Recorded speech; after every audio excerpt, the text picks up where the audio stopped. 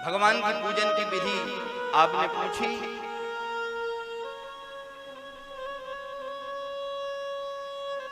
धारणा एक घर में 5 देव रहने चाहिए, कोई देवता रहे ना रहे 5 देव। एक और बड़ी समस्या है, अब अपने वैदिक देवताओं को छोड़ करके पहुंच रहे दूसरे के दरबार में।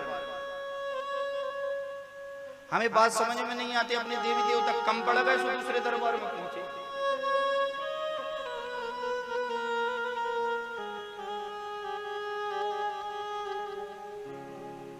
क्योंकि यहां विश्वास नहीं, वहां जा रहे हैं।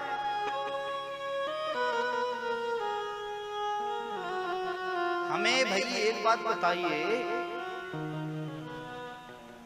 विश्वास फलदायक है क्या? कन्हैया आपका कार्य पूरा नहीं कर सकते क्या? भगवान शिव आपका कार्य पूरा नहीं कर सकते क्या? भगवान नारायण जो हैं, चलो कन्हैया नटखट नहीं करेगा, नारायण तो नारायण है। प्रातः सुनामि भवभीति महार्ति शांति नारायणं गरुण वाहन मज्जनाभं ग्रहा विभूत वरवारण मुक्ति हेतुम चक्रायुधम तरुण वारिज पत्र नेत्रम मनसा वचसा च मूर्धना पादारविंद युगलम परमस्य पुंसः नारायणस्य नरकारणवतारणस्य पारायण प्रवण विप्रपरायणस्य। अरे भैया, जो क्या कहें, अब जो भगवान नारायण का जो निरंतर जप करता रहता है, अरे सुखी की कौन कहे? बोले नारायण नरकारणवतारणस्य। अरे नरक से तार देते हैं, यहाँ की तो बात ही क्या। पर विश्वास हो, फल विश्वास हो तभी तो।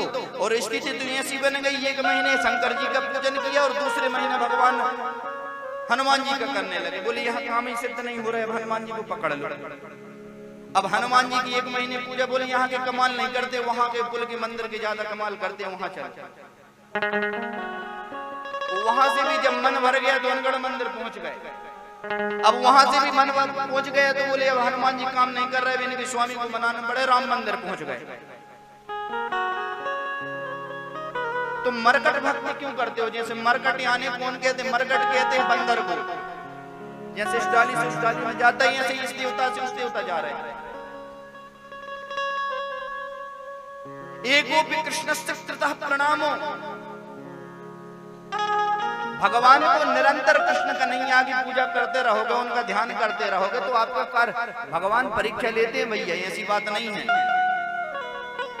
धैर्य धारण करो। एक व्यक्ति कह रहा है कि मैं तो भैया भगवान का निरंतर पूजन करता हूँ। पूजन करने वाले व्यक्ति को दुख काय को आते हैं? हमें एक बात बताओ।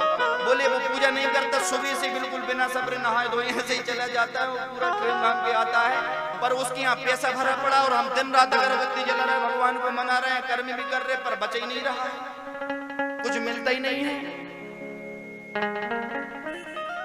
वो बिना पूजा नहीं करता और बिना पूजन के वो इतना पा रहा है, तो भगवान को मानता भी नहीं है। भगवान की चर्चा करो तो वो भगवान कार्य कहाँ के भगवान कोई नहीं है, कार्य करो। और दिन भर पिए रहता है और फिर भी पैसा आ रहा है उसके पास, और हम पी भी नहीं रहे हैं, कुछ गलत वस्तुओं का सेवन भी नहीं कर रहे हैं, भगवान का पूजन भी कर रहे हैं, फिर भी कुछ आ ही नहीं रहा है। घर में दुख ही रहते हैं, हम ही दुखी रहते हैं, क्यों? तो उसका एक उत्तर भी तो समझो। अरे उसका उत्तर ये है भैया, भगवान के भक्त को कष्ट इसलिए आते हैं क्योंकि भगवान उसके आगे का रास्ता साफ करते हैं। नहीं आई बात समझ में? ध्यान से सुनो। भगवान के भक्त को कष्ट इसलिए आते हैं क्योंकि भगवान उसको आगे ले जाना चाहते हैं, और जब वह आगे जाएगा तो वह सरलता से चढ़ जाए भक्ति मार्ग पर, हर कार्य पर। इसलिए उसके जो आगे वाले भी दुख भगवान इकट्ठे लाके धर देते हैं, और सने सने धीरे धीरे वो कष्टों को भोगता जाता है। और जैसे कष्ट निकार आते पूरे चले जाते हैं तो भगवान आलिंगन प्रदान कर देते हैं, भगवान उसको मार्ग प्रशस्त कर देते हैं, फिर वह सुखी हो जाता है। अभी भी नहीं आई बात समझ में? प्रेम से बोलना पड़ेगा। सीधी सी बात भैया ये है, भगवान के भक्तों को कष्ट इसलिए आते हैं क्योंकि भगवान की शरण में जो चला गया है, तो भगवान कहते हैं एकदम से इसको कष्ट देंगे तो बेचारा ज्यादा दुखी होगा, इसलिए धीरे धीरे इसको कष्ट देते जाओ, क्योंकि इसके जितने जो पाप के कर्म है, पाप किए हैं तो फल भोगना पड़ेगा। तो भगवान पहले ही भुगवा देते हैं धीरे धीरे करके, जिसमें आगे जो है उसको ज्यादा कष्ट ना आए। पर पीने वाले खाने वाले जब पड़े हैं वो तो खुश हैं, और जब एकदम से उन पे कष्ट आ गए तो हार्ट अटैक आएगा। आई बात समझ में? एक तो उनको कष्ट नहीं आते, भगवान कहते कलेक्शन हो जाने दो पापों का, और जब पाप भर जाते हैं तो ऐसा कष्ट आता है कि संभाले नहीं संभलता।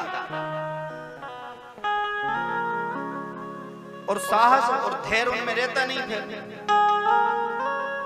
इसलिए भगवान के भक्त जो हैं, भक्त बन करके उन कष्टों को भगवान पहले ही धीरे धीरे कम करके भगवा देते हैं, जिसमें आगे तुम्हारे पूरे पाप निकल जाए, फिर पुण्य बचे तो फिर आराम से सुख की प्राप्ति होगी। और इस जन्म का किया हुआ कर्म अगले जन्म में फल प्रदान करता है।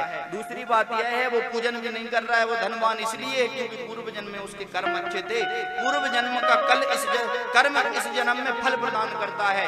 कहते हैं एक पिता की 5 संतान हैं, कहते 3 संतान समृद्धशाली हैं या 2 संतान कमजोर हैं। क्यों? क्योंकि वो हाथ पैर तो सबके एक से हैं, पर एक कारण यह है कि जो जीव 2 कमजोर इसलिए है कि उनके पूर्व जन्म में उनके कर्म खराब थे, इसलिए इस जन्म में उनको कम फल मिल रहा है। और जो समृद्धशाली हैं, पूर्व जन्मों में उन्होंने दान धर्म कर्म आदि अच्छे किए थे, इसलिए उसका फल वह इस जन्म में प्राप्त करके समृद्धशाली प्राप्त होते हैं। और जो इस जन्म में भी अपने हाथ से करता है वह यहाँ मूत्र चमोदते, यहाँ भी सुख प्राप्त करता है, और वहां जाकर के वहां भी सुख प्राप्त करता है भगवत धाम में। और जब उसका जन्म होता है तो पुनः समृद्धशाली बन करके भगवान भी मनुष्य रूप धारण करके उसको इसलिए यहाँ भेजते हैं। क्यों? क्योंकि मनुष्य शरीर तो इसलिए प्राप्त होता है कि धर्म कर्म अच्छे थे, इसलिए तो मनुष्य शरीर प्राप्त हुआ है। तो भगवान बार बार अवसर इसलिए क्योंकि अच्छा प्राणी और इसको बार बार भेजेंगे तो अच्छे कर्म होंगे। बुरे मनुष्य को भगवान बार बार नहीं भेजते, बोले नरक में पड़ रहे। किन्न देह मात्यम सुलभम सुदुर्लभम प्रबलम स्वकल्पम गुरु कर्णधारम